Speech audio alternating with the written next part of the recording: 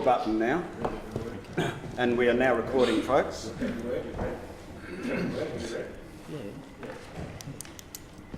You can grill him later and find out. Okay, I'll call the meeting to order. Thank you for your attendance, everyone, and a special welcome to our guests here at the Cooran Hall, and what a beautiful location it is for a meeting. We have one apology this evening. That's Councillor Joe Jurizovic, who's on leave. Otherwise, all the councillors are in attendance. I'd like to begin with the confirmation of minutes from the ordinary meeting held on the 18th of April. Moved Councillor Glasgow, seconded Councillor Jackson. Put the motion. All those in favour? Thank you, that's carried. There are no Merrill minutes. We do, however, have some petitions.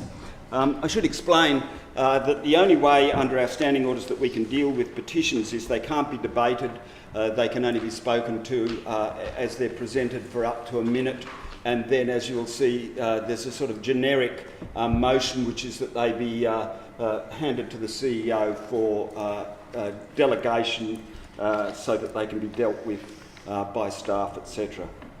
So the first one we have tonight is a petition with regard to Party House Airbnb, and the petition reads, to request Noosa Shire Council take action against a Party House Airbnb located at number 19 Corsair Cr Sunrise Beach, based on complaints and other sources to identify this offending property, to request Noosa Shire Council address the adverse consequential impacts on livability in this residential area, and this petition seeks to be presented to the whole of Council. It has 31 signatories, almost all of them from that street. I therefore move that the petition be presented and acted upon. Seconded Councillor Stockwell. I'll put the motion. All those in favour? Thank you, that's carried. Mr CEO, you don't have to travel far tonight. The next petition reads as follows. It's submitted by the residents of Little Cove.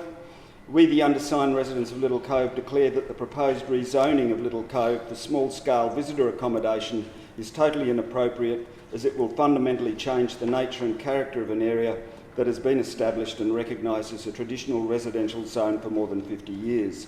It is part of Noosa's heritage and long regarded as one of the most desirable addresses in Noosa. Your proposal will facilitate the area's conversion to a tourist zone, an investor target, and destroy its community and residential appeal. If this proposed change is effected, it will bring a net loss to the stock of permanent residential accommodation in Noosa. We urge the Noosa Council to exclude Mitty, Karila and Pandana streets from the proposed small-scale visitor accommodation zone, retain zoning in this area that encourages retention of the community characteristics for which the area has long been recognised, and introduce regulations that specifically prohibit short-term rentals such as Airbnb and stays in this area. There are 22 signatories. I move that that be dealt with. Seconded Councillor Pardon. I'll move the motion. All those in favour? Thank you, that's carried. Mr CEO. The third and final petition for the evening. They're all coming to me at the moment. This one is with regard to Art Gallery Acoustics, and it reads, the artists of the Sunshine Coast, whose signatures appear below, are asking that the acoustics of art galleries on the coast be improved. Poor acoustics make it difficult to hear the spoken word, whether it be at an exhibition opening, a public lecture or a gallery tour. This is bothersome to everyone, particularly to those with impaired hearing. The use of microphones often makes it worse. Artists and art curators, whose expertise has been developed over many years, need an acoustically friendly space in which to communicate their valuable knowledge. In such a space, questions from the audience and answers from the speaker can be heard by all. Unfortunately, at present, poor gallery acoustics prevent this from happening. We are looking forward to an improvement in this situation. There are 64 signatories to this petition. I might point out that maybe when we design our own regional gallery, we'll be able to fix this problem. I'll second it. Seconded Councillor Wilkie. All those in favour? Thank you, that's carried. That's any other petitions, councillors? No one else got any? Okay. So there are no notified motions. However, there is a report direct to the ordinary meeting, which is quite unusual, but it's a late report, which we'll deal with later. So we go on to consideration of the committee recommendations, and we begin with the Planning and Environment Committee recommendations. Item number 1 is a material change of use for a gym at 33 Rene Street, Noosaville. Item number 2 was referred to the General Committee and will be dealt with shortly. Item number 3 was referred to the General Committee and will be dealt with later. Item number 4 is the update on Yurol Ringtail environmental project.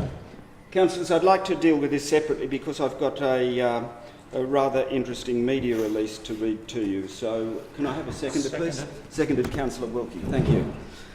Councillors, we're all familiar with this project, of course. The report, the Council notes that the first tranche of the transfer of State Forest across to National Park was imminent, and that being 357 hectares. I'm pleased to say that's now been gazetted, as of yesterday, in fact. And the Minister for Environment, Minister Leanne Enoch, issued the following media release yesterday.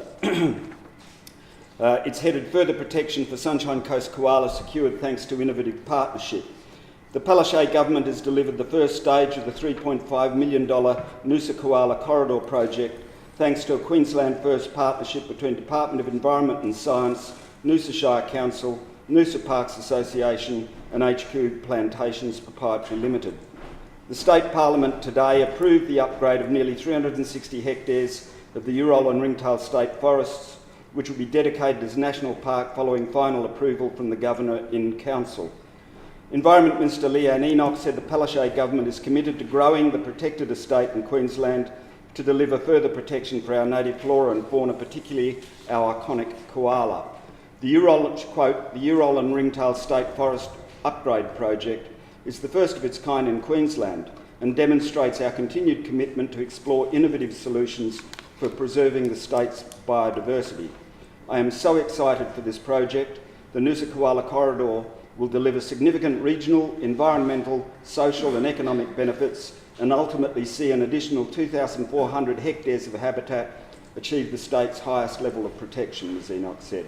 What makes the project unique is that it allows protection and restoration activities to take place as timber harvesting in these forests is phased out over approximately 5 years.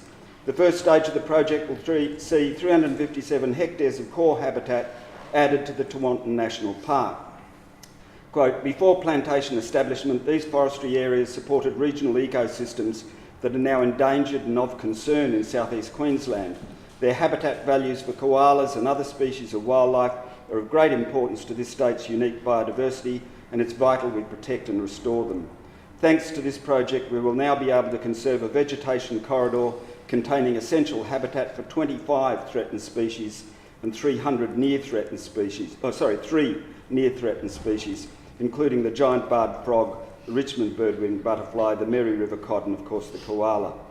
This $3.5 million investment to retire the land from plantation forestry for conservation purposes is being jointly funded by the Department of Environment and Science, Noosa Shire Council and Noosa Parks Association and HQ Plantations Proprietary Limited.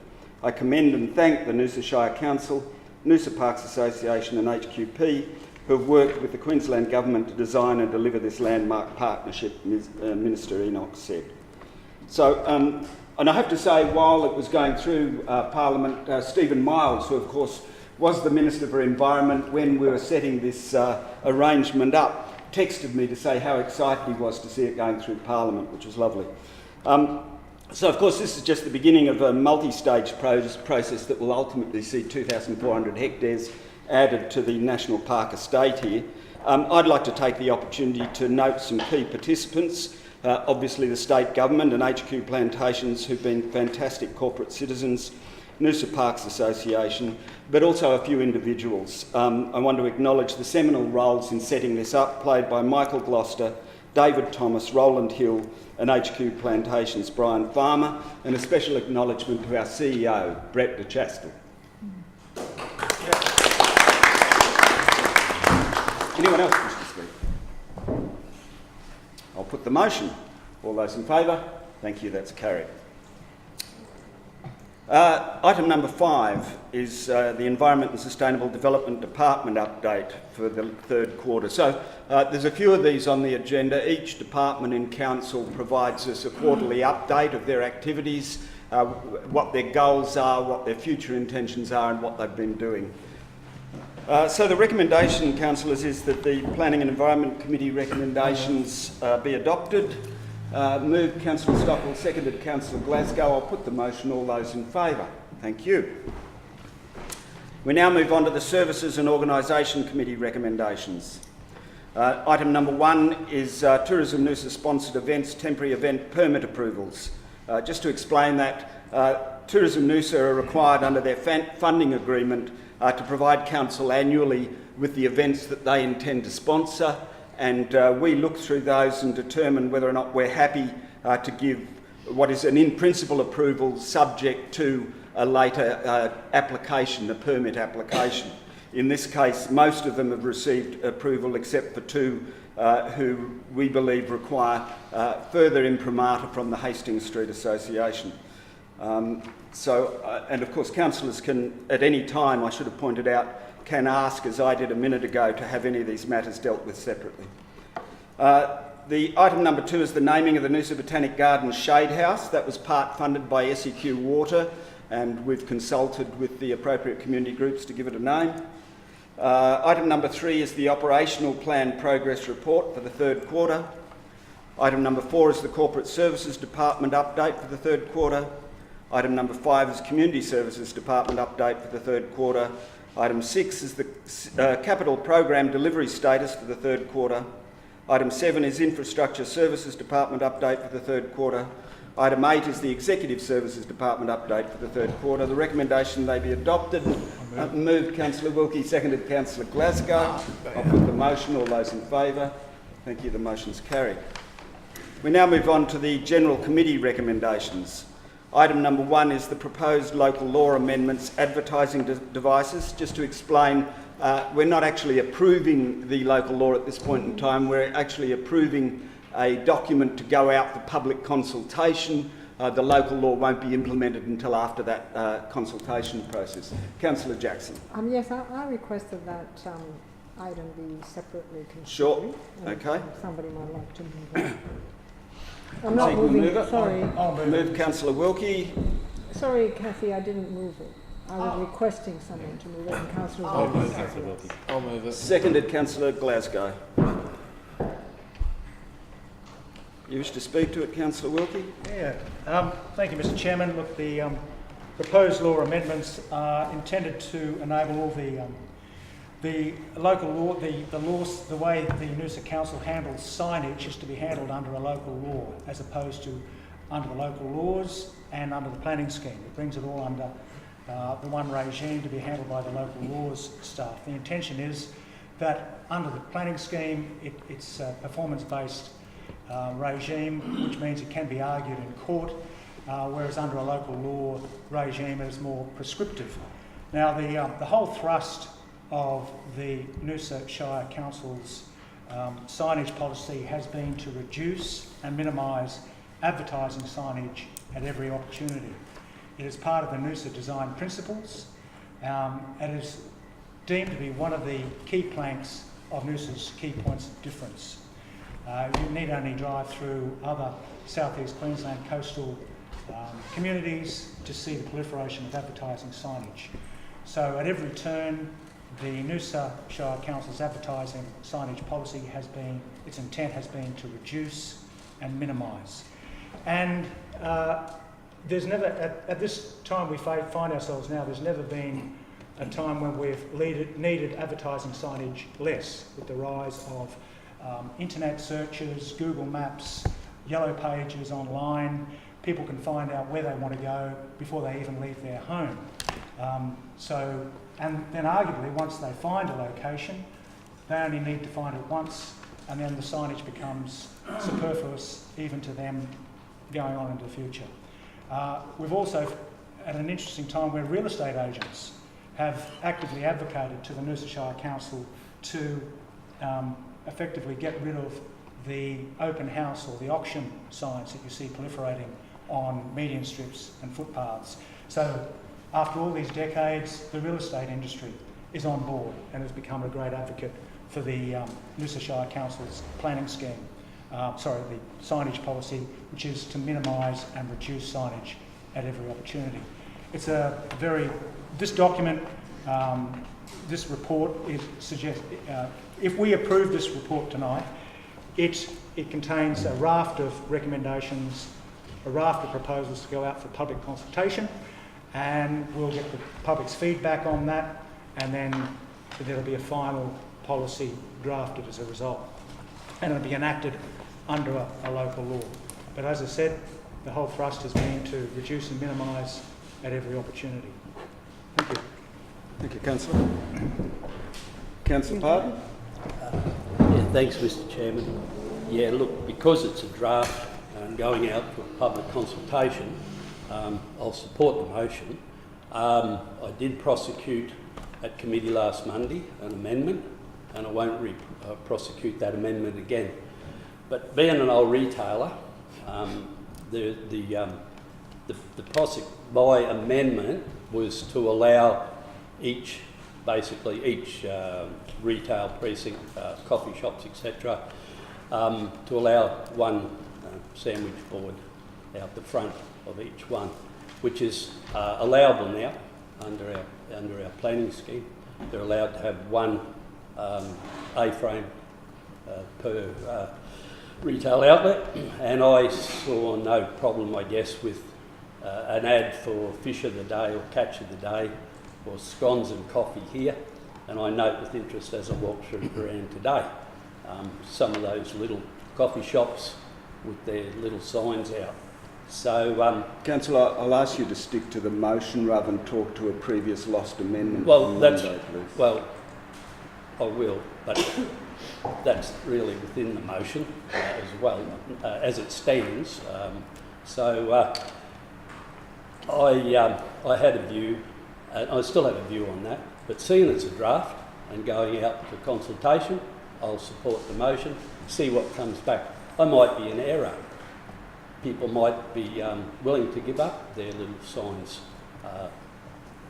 Who knows? So, but the cut and thrust of the motion, as Councillor Wilkie said, with regards to Noosa, the look and feel, in the big picture, it takes into account what we have, what we've created over the past, and but wraps it into a local law rather than a mix of local law and planning scheme. So it cleans it up, if you like. So I'm happy to support it, and it'll be interesting to see public debate and what comes back. Thank you. Thank you, Councillor. Councillor I'd Jackson? like to speak as well. And I thought I'd mention that, as Councillor or Mayor Wellington explained, we already have debated most of these things in previous committees. This local laws, amongst these documents, is 45 pages worth of legal documentation about changes to the law, and some things the same about signage. And we spent 2.25 hours debating that at the General Committee. Today it won't take as long because we've covered most of that, I think. But at the General Committee, I actually didn't support the local law, and as a result I need to explain the reason for that.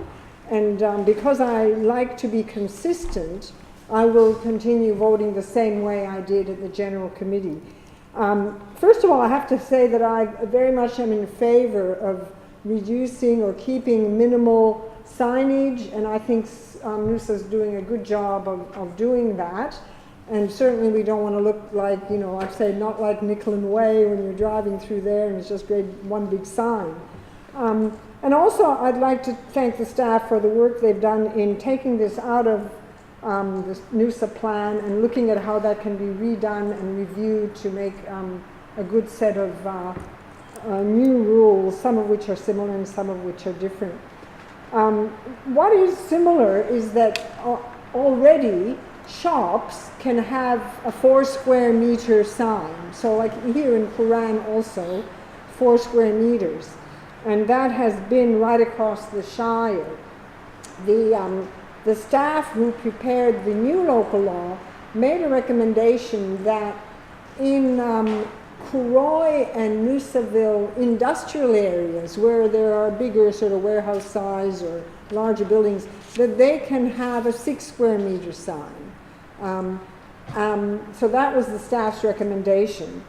I then, looking at the local law and thinking, well, little shops can have 4 square meters, and I suggested and did an amendment motion that we also allow shopping centres, which are big buildings, to also have 6 square meter signs for the shopping centre sign and for their anchor tenants, such as Woolworths.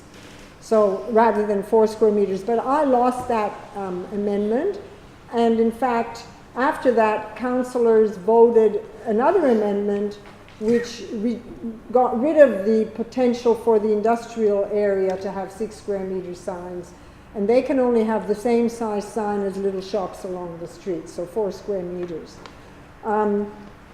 I actually find that rather an odd position to take. Last year, council actually approved at a shopping centre in Noosa Village, which is in Noosaville, they approved for that shopping centre for the Woolworths sign to be 10 square metres. But now we're only going to allow 4 square metre signs on each shopping centre. I feel that's going too far. I actually don't agree with a one-size-fits-all approach. And so in all honesty, I do not feel I can fully commend the local law as it is for the public. I am very happy, however, that this is going out to public consultation, that people can have a say. I certainly am not looking for great big signs, but I'm looking for some flexibility that works. And I do think it's not about whether we like this or not, it's about what is a sign all about? Well, it's all about letting people see it when they're driving by, not necessarily walking by. So as a result, I will not be supporting this particular motion, and I would call for a division, which means names are recorded about who voted how. Thank you, Councillor. Thank you. Councillor Stockton. Yeah, I will speak. At the committee, I mentioned that the first ever sign policy was about council's own sign in 1983. That was 1 year before ex-councillor Bettens took to the stage and he drove this all the way through. No, I'm not sure how he... But it's been a really long-held aspect of Noosa that's made it the town it is. We knew what the problem is. Everywhere along the east coast there were signs everywhere, signs. They were blocking out the scenery and no, sorry. Old people know the song. Frank will sing it. The issue is that at that time the consultant said other places are making themselves nuclear free. We think Noosa should consider making it clutter free. That the experience as you drive through Noosa is really one that you get a feeling that you're driving part of the natural environment, that you're heading into a national park, that the experience as you go through Noosa is one where you're embedded in nature, not one where you're getting thrust with a whole lot of commercial signage. And this bylaw really embeds that once again. We've gone to a place where we put it into a planning scheme, and under the Planning Act we can't say no to anything. We have to listen to everything on its merits. Whereas under a bylaw it's really clear what is meant to be prohibited. And that's probably the most significant change from the current situation, is what we've decided to prohibit in this bylaw. And it's one that I totally support. It says the temporary signs, like teardrop signs, the ones, I call them the cane toads of advertising. You get one, then another person puts one, and all of a sudden you've got a set of car yards with 100 teardrop signs. It's banning them. It's banning, saying prohibited for our little A-frame signs. Now, we used to allow one of them, but if you walk along most streets, not Cooran's very responsible shop owners, you'll see that some shops put out 2, 3, 4, and you've got prams weaving in and out. And it's over those decades that the sensible policy has been honoured by breach and causing other problems. So we're saying, let's make it the same rule for everyone. Let's make the footpaths for our pedestrians. Let people eat and drink and walk their dog, but let's not have to compete with signage. That is probably going to be the most controversial aspect of this, and I'm sure we'll get lots of feedback. I know Councillor Frank Pardon's really looking forward to that feedback. But I think the good thing about what the debate is that we're living in a shire where the debate about signs is whether it's 4 metres or 6 metres, or 0 or 1 A-frames, which in every other shire along the east coast would be unheard of. The fact that everyone expects Noosa to be different. Thank you, Councillor. I like this motion because it supports the current and historic approach to signage that both Councillors Wilkie and Stockwell have referred to, and indeed Councillor Pardon did also. Very much this is about the look and feel of Noosa, and the minimal signage is absolutely integral to that look and feel, and that look and feel has a historic import that we should be honouring. I have to say that our staff have, over the last 18 months or so, been carrying out a signage audit. What happened under the Amalgamated Council is that the signage tended to slip a bit, and either businesses weren't aware of the conditions that they were supposed to operate under, or else used an opportunity to perhaps take some lenience with those conditions.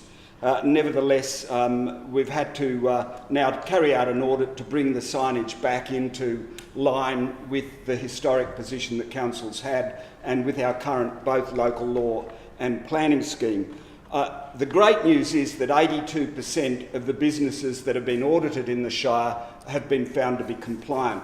And that compliance actually meets with, in terms of size of signs, number of signs, exactly what the motion recommends that we go out public consultation on. So in a way, the recommendation is, are you happy with the status quo? I think it's useful to have sign sizes consistent rather than different in some areas to others, and that reduces not only confusion for businesses, but also we don't end up with this constant situation where a business in one area is saying, how come they can have it over there, I demand to have what they're having. What we're looking for here is a level playing field across the Shire, and if we're consistent in terms of the signs, in terms of the size of the signs, then we are creating a level playing field. The A-frames are problematic. I accept that they are useful for example, businesses that are in an arcade. However, we've made alternative provisions for businesses in arcades to have signage out the front which nominates all the businesses in the arcade. Otherwise, as Councillor Stockwell pointed out, they do tend to clutter footpaths, they do tend to grow like topsy. They are also, I have to say, a public liability risk for council, particularly when they blow over and people don't see them, etc. And I have to say that of all our signage, this is one area where the staff are constantly having to pursue the issue. If we can remove that, we are actually removing the need for that staffing resource, and we can put the staffing resource to better use. But we'll see, as the councillors have noted before me, we'll see what the community think of the notion of removing A-frames. Otherwise, basically what's being presented here is that we're taking what's already in the local laws and the planning scheme and putting them all over into new local laws. So I think it's a good step forward. Thank you very much. Do you wish to close, Councillor Wilkie? No, thank you, Mr. Chairman. Okay, I'll put the motion. All those in favour? Which sorry. way are you going? I'm watching you. I'm watching. I think Councillor Jackson voted in favour. We'll do it again. All those in favour, thank you. That's Councillors Pardon, Glasgow, Stockwell, Wilkie and Wellington. Those against, Councillor Jackson. Okay, we move on to the next item, which is the Noosa Sustainability Institute Stage 1 report. That was a report that Council commissioned from CSIRO's Data 61 unit to look at the potential for establishing a Sustainability Institute in Noosa.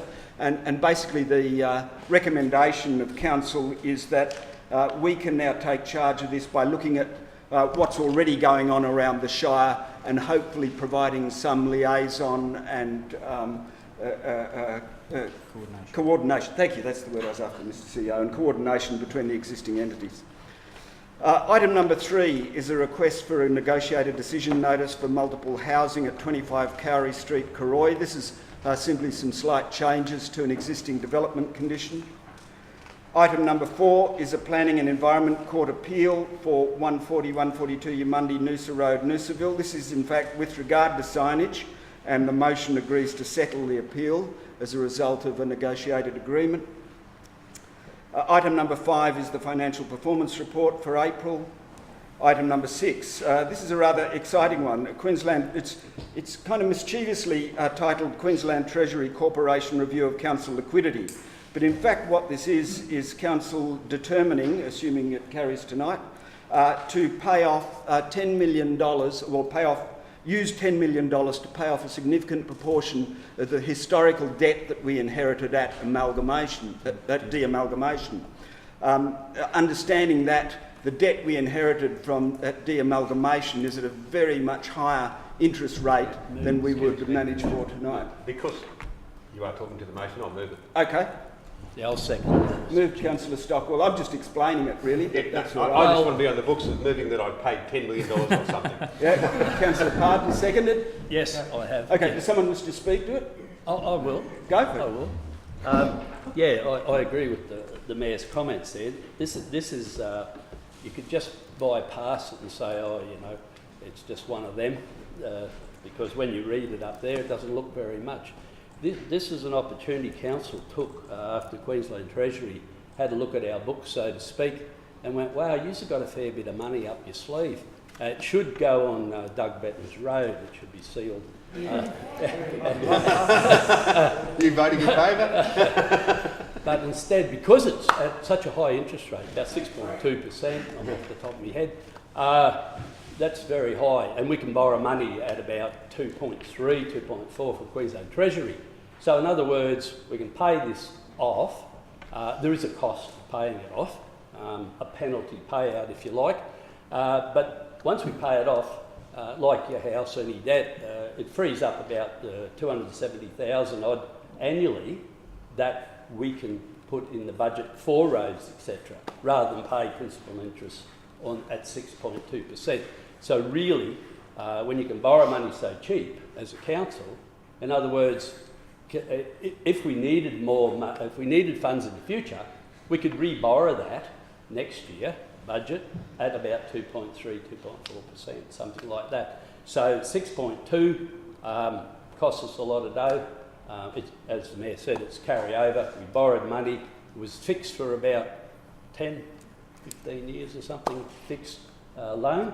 So we're going to take the opportunity to knock 10 million off our debt. And I think that's credit to our staff and the prudence of councillors. I'm always trying to spend it, but pulled into line constantly by our good Treasury staff, Michael Shave, etc. And yeah, what an opportunity. And I think a lot of councils, if that gets out, that news, would be in shock. They're all struggling across the state of Queensland. Not all, but a hell of a lot of them are struggling. And to be able to come up with this 10 million and pay it off, I think it's very good. Anyway, thank you. Thank you, Councillor. Anyone else wish to speak? Councillor Stockwell? Yeah, I will close. Just briefly. Oh, no. You haven't, I'm not calling for a close. Oh, I thought... No, I'm asking if anyone else wishes to speak. You did, yes, Councillor Stockwell thinking. Yeah, But if anyone, would you like to speak? Councillor Wood. Yeah, I endorse the comments of Councillor Pardon. He's been around seeing more budgets than most of us, so he'll understand the significance of what's contained in that one item. You call me old, Councillor. Nice. Familiar. Yeah. So when Council de-amalgamated, it inherited about $40 million worth of debt, and since that date, these two de-amalgamated Noosa councils have consistently paid off the debt. Our net debt has been on a decline since de-amalgamation. There's also been an accumulation of free cash, that is unconstrained funds, to the tune of about $20 million. Now, while there is cash at hand after rates come in about $80 or $90 million, which works its way down through operational expenses and capital expenses throughout the year, up to this year, there's been that $20 million of free cash, which is not linked to any projects. So it's testament to the discipline of the councillors, the wise advice of our financial staff, because financially responsible practices enable us to do everything, including run a capital works program that is deliver maintenance to assets at it's been running about $28 to $30 million, which is about 2 to 2.5, 3 times what was delivered under the former Noosa Council. That's your money going back out into the community because of these very disciplined, responsible financial practices. That's enabled us also to pay off $10 million worth of debt, which also frees up, means that's about $270,000 worth of interest payment that this council doesn't have to make, net interest payment, doesn't have to make every year. So that's about a 0.5% of rate rise that ratepayers are saved as a result. So once again, thank you to the staff and the discipline of the councillors. Thank you, Councillor. Just to make clear, as you've heard, we're using $10 million to pay off some historic debt.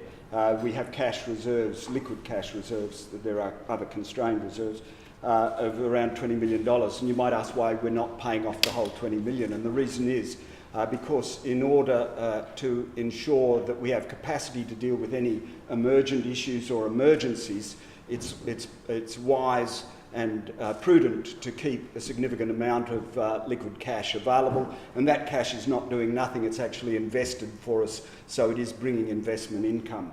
So we're using half, if you like, of our liquid cash to pay off this historic debt, and the other half will continue to be invested.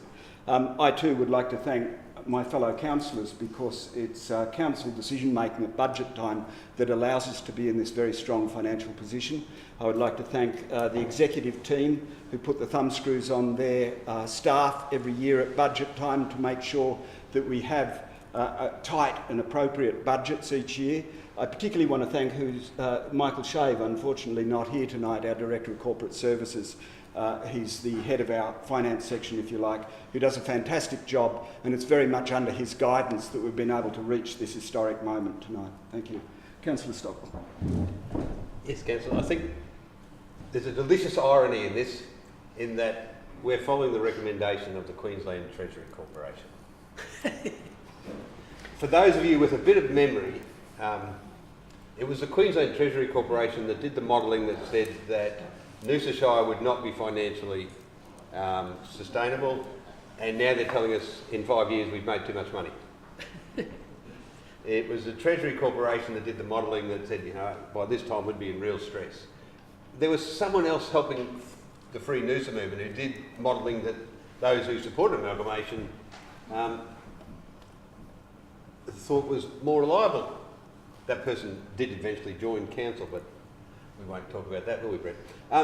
The issue here is that over the 5 years, both the mayors, it has been the mayor's budget, supported by the councillors, but Mayor Playford before us, have really tried to keep the amount of, that each budget was in surplus, and that there was a rigorous process leading to what was prioritised. And we know every time you come into a rural area, there'll be 3 people out here who say, why aren't you bitumening my road? And that's one of the reasons, is that it is rigorous, and it is about prioritising, and it's about, you know, what is the cost, not just of doing the job, but then maintaining it for the next 10 years. So we mentioned Michael Shea. All that long-term thinking into before we invest in capital works is why we are performing above the pack, as Councillor Pardon said. So it is I think, for me, great reassurance that small councils do work. And what I mentioned on Monday, and we'd be able to do that compared to the large regional council to ourselves by a general rate rise over those times since amalgamation of at least 17% less than our neighbours to the south. So not only have we been wise in what we spend, we've been able to do that without putting a greater impost on our ratepayers. So I support all the council's views in terms of the excellent financial management within the organisation and the restraint within the team. Thank you. I'll put the motion. All those in favour? Thank you. The motion is carried. I move the general recommendation. Thank you. The motion is the General Committee recommendations to be adopted. Moved Councillor Wilkie, seconded Councillor Glasgow. I'll put the motion. All those in favour? Thank you. That's carried. We move on to the last item on the agenda, and this is where the report direct to the ordinary meeting appears. It's an update on proposed flight path changes for Sunshine Coast Airport. Are there any questions, councillors? Or no? You want to move it, Councillor Stockwell? Councillor Glasgow's moving. Yep. I'll second it. Seconded Councillor Stockwell. Wish to speak to it, Councillor Glasgow? Yeah, as everyone knows, the flight path issue and sagas carrying on through the whole of basically the Sunshine Coast and the Noosa Shire. And this has been a very tricky decision for both all my colleagues to the left and my one colleague to the right.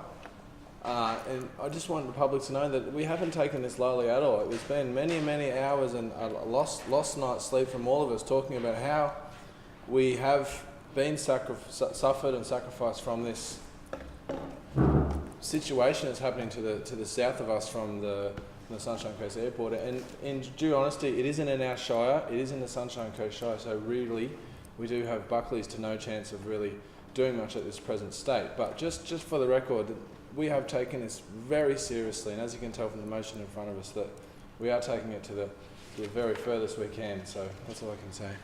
Thank you. Councillor Stockwell, I see you moving to your feet. I will. I think this is an important motion. It's important because what we're saying as a council is we support our residents in their battle against a very poorly performed federal government department.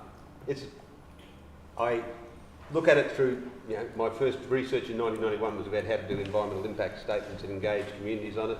And in 1991, what they did would not pass muster then. It certainly doesn't pass muster now. What we find is that if this was a model aeroplane club that affected about 20 or 30 people, the council would not have let them advertise it yet because they haven't given enough information to assess the application. But instead, this is a major regional airport that has put out a thin veneer of information in a process that was found by the community to be both confusing and contradictory in parts. It will, if going ahead, affect a large swathe through both the Marcus Beach area towards Bridgen and from the Berrydale area through to Gumball Road, Lake MacDonald, and to a certain extent to east and west of there. So the motion, I think, is really important that we do say, yes, we agree with the Flight Path Forum, which is a consortium of a number of community groups. We do say that, from our perspective, the federal government has not done their job. There is a question whether, in fact, what they've done meets their own statutory commitments. And I think that will be something that they will soon learn. The communities like Noosa do not just sit down and be quiet when it comes to protecting that which we have stood up to since the early 1980s. People have been moving here since the 1980s to enjoy a level of amenity, a level of peace and quiet, and a method of assessing development that says, is this meeting our long-term vision? And in this case, our long-term vision is one where the tourism and our visitors do not upset the balance we have with nature. It isn't about just creating great big corridors to get more and more visitors in. It's about attracting people here who want to enjoy our natural environment, and it must be that the way they get here is assessed to a similar standard as we'd assess, and as I said, even to the point that a council would expect from a model aeroplane club, maybe they'd want to lift their performance to that level. Councillor Jackson. Hi. Yeah, I might say a few words about this. Like Councillor Stockwell, I think it's important that we as councillors support our residents, and this is an example of that. I think it was last month that we also addressed this matter. Residents were at that point very unhappy that the consultation process was rather short, they felt, and they asked council to do something about that and to lobby on residents' behalf. So as a council, we approved that we would lobby, advocate vis-a-vis Sunshine Coast Council and Air Services Australia, who are the ones that are federal body that designs flight paths, that we would lobby to have an extension of the consultation period, which was not given to us anyway, that we would lobby to try to have a further environment impact statement, particularly around Lake Waiba and around the Marcus and Castaway Beach National Park and Dunes, and that we would find out, get them to tell us why there's been some changes in flight paths since the original consultation back in 2014. This time residents have come to us with a further request, and that is for us to support and advocate about the poor communications that seem to happen to residents about this matter. And it's quite interesting because part of my career background has been as a communications specialist.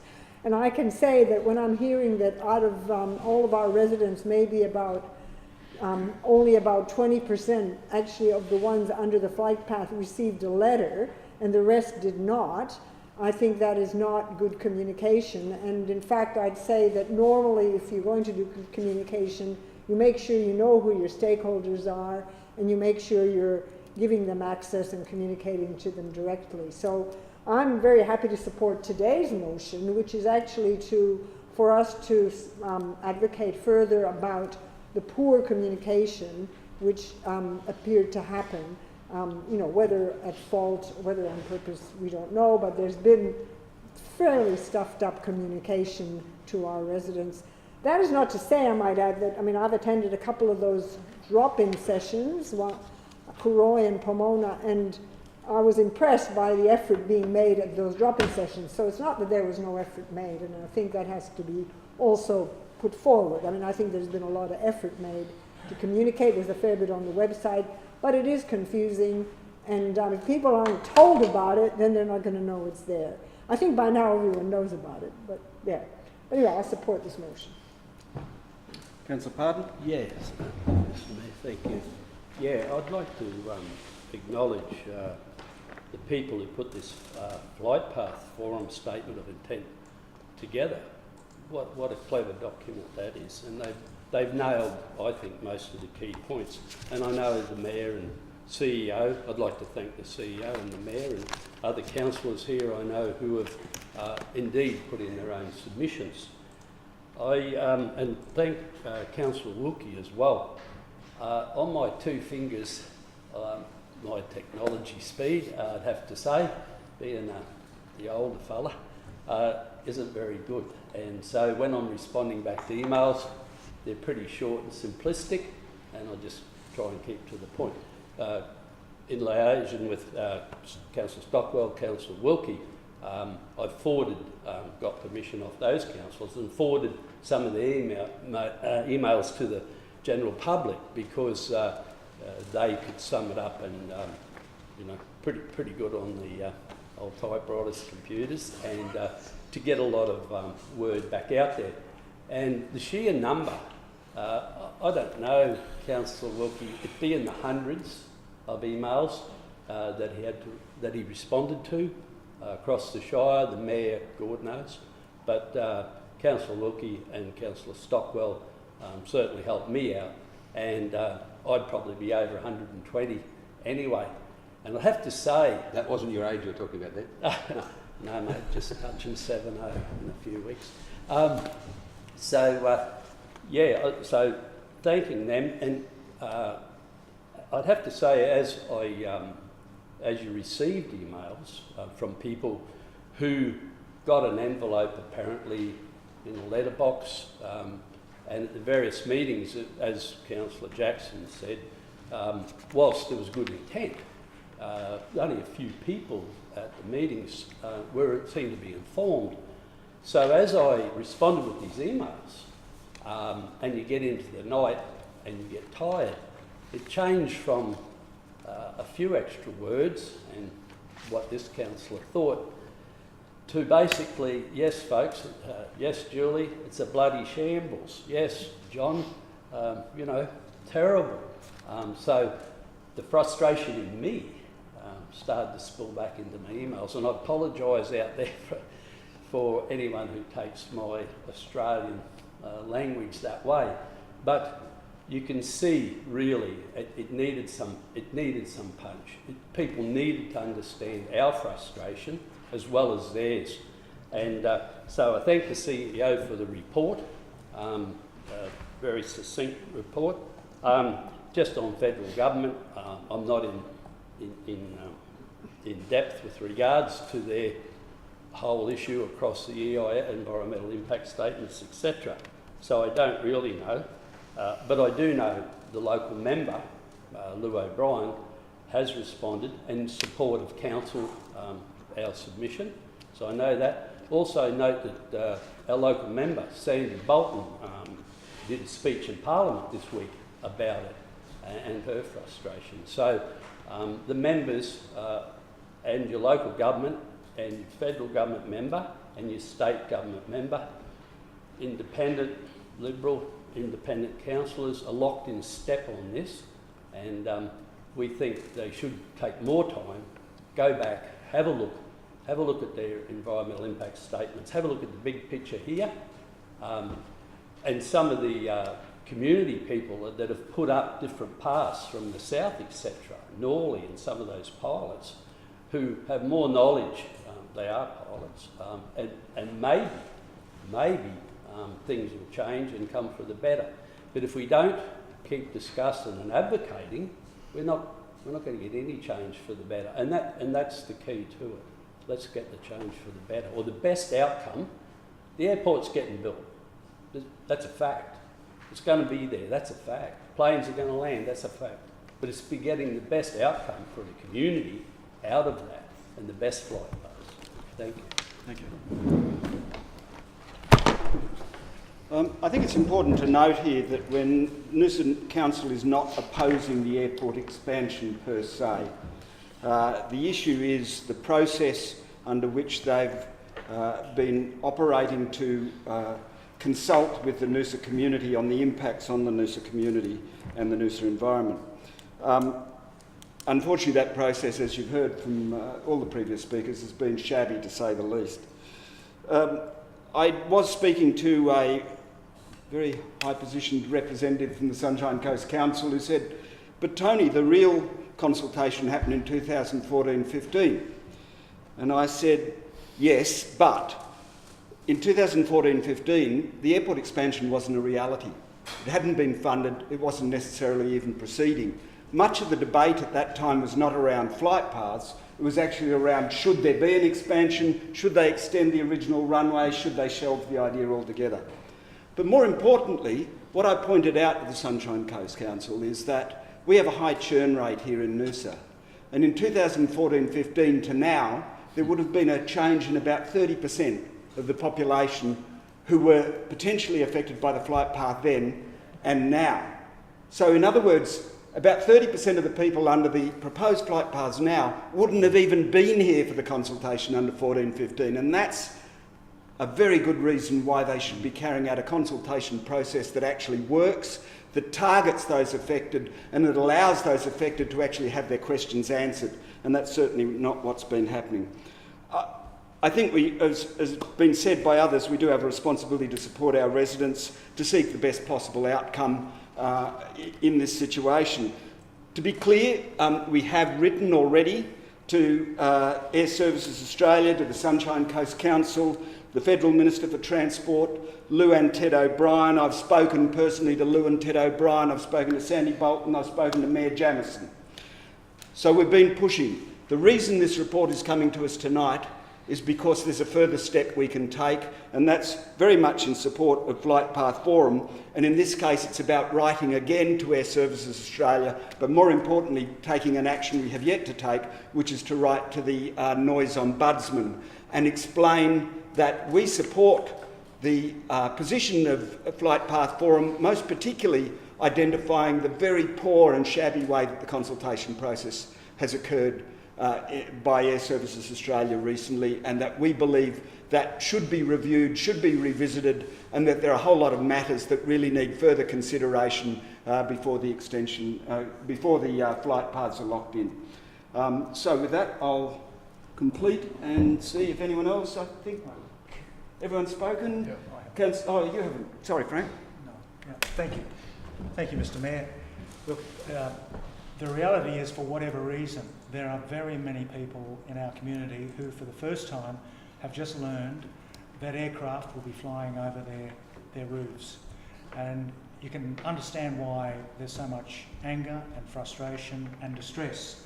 And the volume of emails received is a testament to that. The least we can do is at least acknowledge and respond with what we're doing. The least we can do is also advocate on their behalf, and the value in this report is the updating where we are on the advocacy done so far in regards to the curfew, the advocacy to the federal government and the federal members regarding the curfew, air services, for the extension to the consultation period, to the Sunshine Coast Council for an updated EIS, Environmental Impact Statement, where it wasn't really clear in those documents what the impact was on those communities. You had to infer it.